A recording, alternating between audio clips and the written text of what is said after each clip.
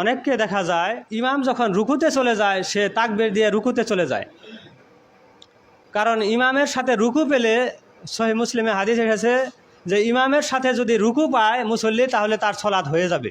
যেহেতু তার সলাৎ হয়ে যাবে তাহলে সে তাকবীর দিয়েই রুকুতে চলে যাবে। কিন্তু এখানে আরেকটা প্রশ্ন থেকে যায় যে তাকবীর দিয়ে যে আপনি সরাসরি রুকুতে যাবেন, এখানে আরেকটা তাকবীর থাকে। আমি যে তাকবীরে তাহরিমার তাকবীরটা দিলাম, কিন্তু এটা ফরজ তাকবীর ছিল, এটা ঠিক আছে, কিন্তু এরপরে যে রুকুর তাকবীরটা আছে এটা হলো ওয়াজিব তাকবীর।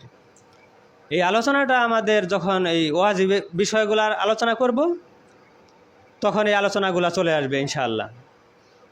তাহলে তাকবীর বলার মাধ্যমেই সলাতের জন্য সব কিছু হারাম হয়ে যায়, আর সালাম ফিরানোর মাধ্যমে সব কিছু হালাল হয়ে যায়।